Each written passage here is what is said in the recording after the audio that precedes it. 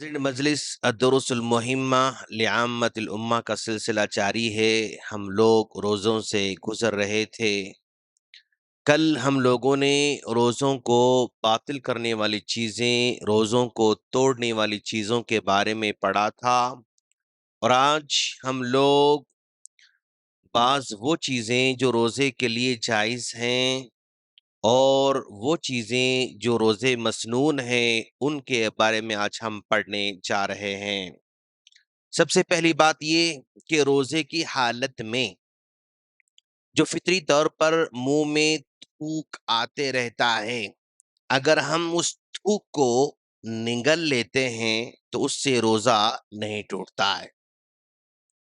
हाँ, अगर हम लोग मुँह में थूक जमा करके बड़ी मिक़दार में हम थूक निगलते हैं, तो उस वक़्त हमारा रोज़ा टूट जाता है। वरना आम तौर पर जो हमेशा बातों में या हर वक़्त हम छोटा-छोटा जो है थूक हम निगलते रहते हैं, उससे हमारा रोज़ा नहीं टूटता है।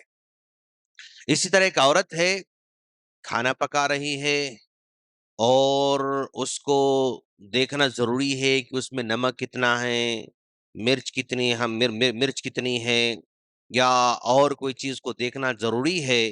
तो ऐसे मौके पर अपने ज़बान पर उस खाने को या सालन को रख कर महसूस कर सकती है कि भाई इसमें नमक है या नहीं है।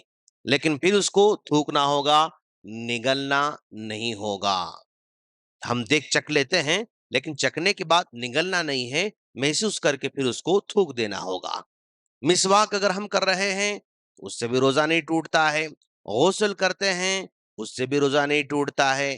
खुशबू लगाते हैं, उससे भी रोज़ा नहीं टूटता है। और ठंडक हासिल करना, यानी जैसा कि यानी अल्लाह के रसूल सल्लल्लाहु अलैहि वसल्लम के ज़माने में सफ़र में थे, सहाबा कराम भी सफ़र में थे। तो ऐसे मौके पर शदीद धूप का मौसम था। एक सहाबी रोज़े की हालत में थे। दूसरे सहाबा कराम ने कपड़े को कच्चा करके उस पर साया किया हुआ था। उस पर साया किए हुए थे। तो अल्लाह के रसूल ने पूछा, ऐसा क्यों कर रहे हो? तो साहबा कराम ने कहा, अल्लाह के रसूल रोजे की हालत में है, शिद्दत की धूप है, परेशान, इसलिए हम लोग ये ठंडे कपड़े से, कच्चे कपड़े से हम उसको साए के हुए हैं। तो अल्लाह के रसूल ने कहा, सफर की हालत में रोजा इतनी मुश्किल से रखना क्या जरूरी है? उसे कह दे कि रोजा तोड़ दे। तो आपने वहां पर सफर की हालत में तकलीफ की वजह से रोजे को तोड़ने का हुक्म दे दिया। लेकिन क्या वो कपड़ा पकड़ने से या कच्चा कपड़ा अपने सर पे डालने से या ठंडा पानी अपने सर पे डालने से तो क्या रोजा टूट जाता है? रोजा तो नहीं टूटता है, रोजा बाकी रहेगा। लेकिन वहां पर सफर की हालत में रखना जरूरी नहीं था, रुखसत थी, परमिशन थी, छूट छूट मिलने की, तो वहां पर आपने उसको रोजा तोड़ने का हुक्म दे दिया। तो अगर हम ठंडक हासिल करते हैं कच्चे कपड़े के जरिए, ठंडे पानी के जरिए, या किसी भी तरीके से जो चीज जो हमारे पेट में जाने वाली नहीं है, तो उससे रोजा टूटने वाला नहीं। उसके बाद रोजे के मसनून अमाल के बारे में बताया जा रहा है। मसनून अमल सहरी करना है। तसहरु फ़इन्न फ़ी सुहूरी बरका, ऐ लोगो सहरी का एहतमाम करो, इसलिए कि सहरी में अल्लाह ने बरकत रखी है। तो हम रोज़ों को सहरी के साथ ही रखेंगे।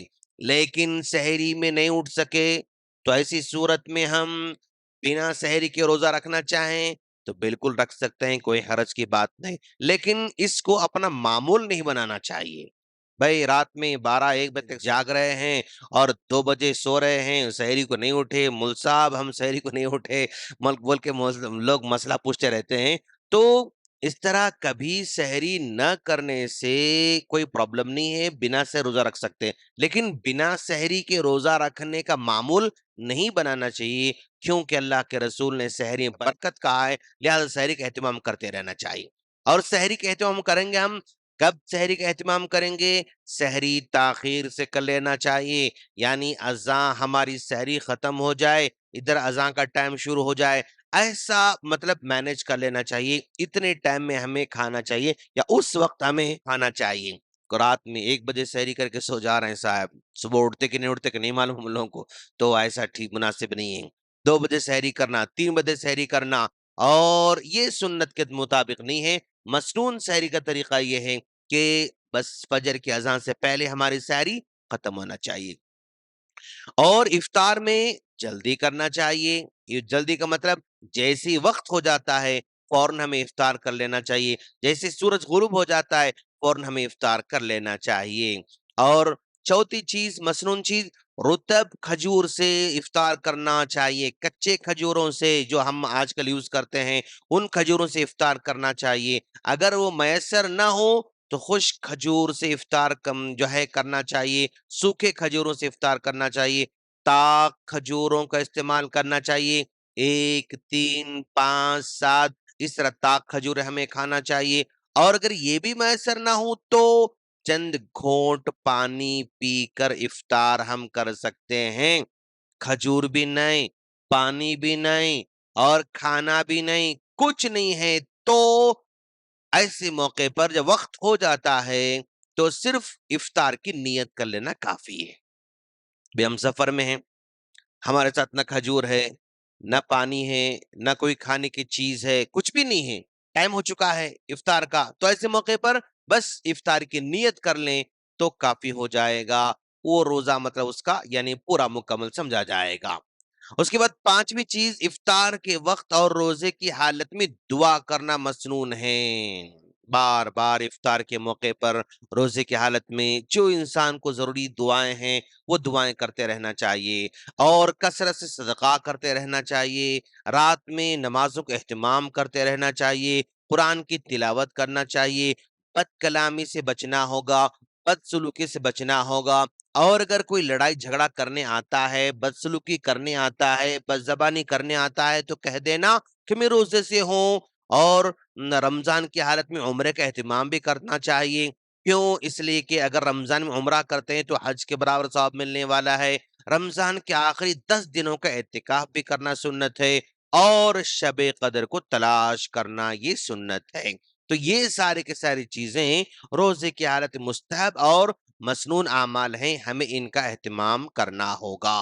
اللہ سے دعا ہے اللہ ہم تمام کو رمضان کے ان اعمال کو رمضان میں اور غیر رمضان میں بھی ہمیں ادا کرنے کی توفیق فرمائیں۔